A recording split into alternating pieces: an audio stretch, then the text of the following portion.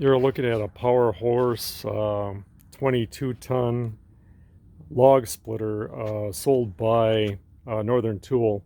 Bought this used, and like a lot of things that you buy from people that have had tractors, they'll buy and sell because they think they can use it on their tractor, and then they find out that it's tractor's underpowered, or they just couldn't figure out how to hook it up.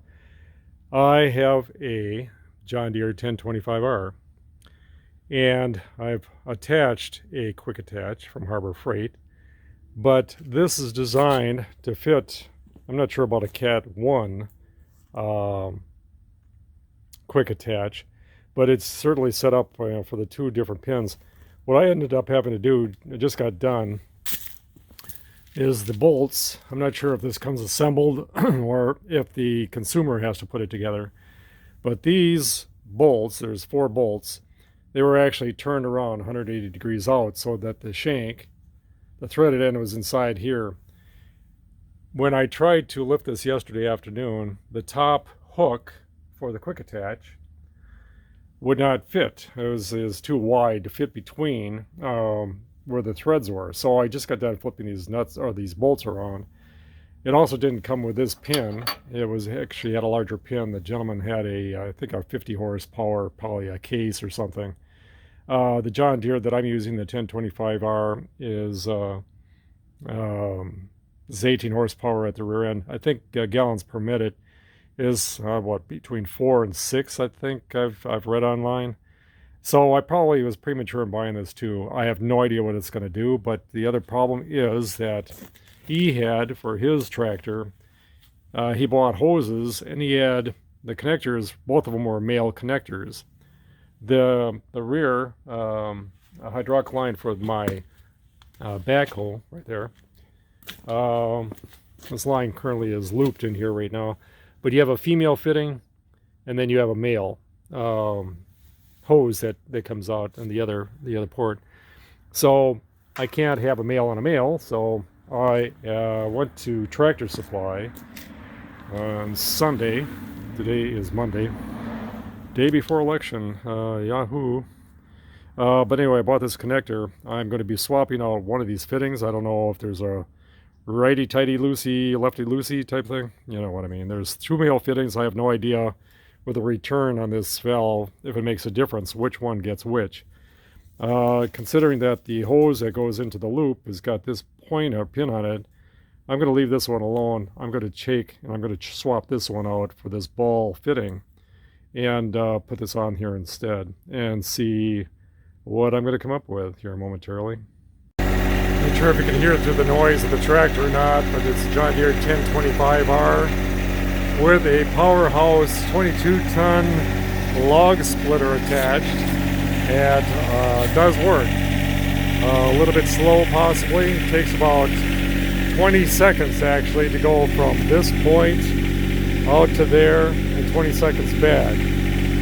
It's not for somebody that's under a commercial use using this tractor, but if you're a homeowner, you could get this to work. What I had to do was change out one fitting right there. Prior owner had 2 male fittings. I needed a female to go to the male. I needed a female coupling. It threaded is a 1/2-inch thread threaded onto the hose when I just connected the male fitting that was on there. Connected to the line going to the tractor. The other male hose connector snapped right into the female connector on the tractor. So it does work. Doesn't seem to be affected by when I increase the RPM. You'll see this.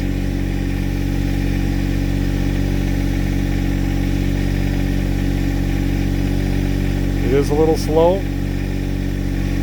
but if you're splitting a big chunk of wood, you got time on your hands. I'm retired, so it's not a real big deal. Don't have a lot of stuff to do, but bought this PwrHorse log splitter used. Originally it came from Northern Tool, and sells for $7.99. There are others that are out there, but for the price I paid for it, decent enough, $500 for this, no sales tax and so on.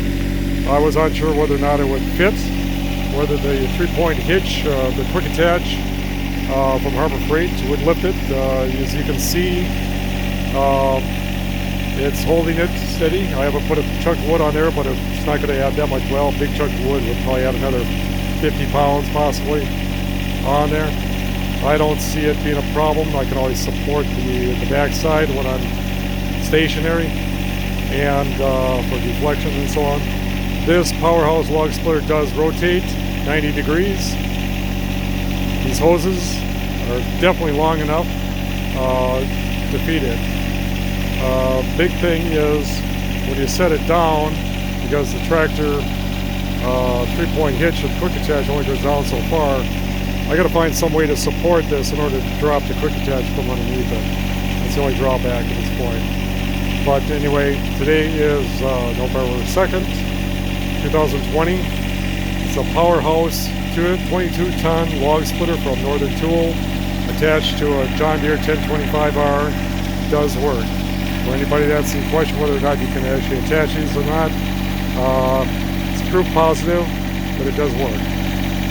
Decided to make a stand support to offset the height of the quick attach. This framework was just leftover 4x4s, older 2x6s from my deck that I removed, and a pallet that I sort of modified so I can get up underneath there as well as underneath there with a pallet jack, small pallet jack, or forks on the tractor, or if I want to go a little bit higher, right up underneath there. So to offset the height of the PwrHorse log splitter, I've got a 4x4 on top of it, 2x4 treated lumber on top of that. I took out the middle board of the pallet so that it would allow for that hook. It just is actually just there's enough clearance underneath there, so it's not going to hit on anything. And then I just this is sort of overkill, but to offset this framework, I didn't want it hanging off the edge and wobbling. These bars are actually different width than the tube that's on there, so it's up off the, so it would have rocked a little bit. So that's why I put the leftover OSB up underneath there just to offset it. So anyway, that's my project for the PwrHorse log splitter attached to quick attach, which is attached to the 3-point linkage and the John Deere 1025R. It's been a good day.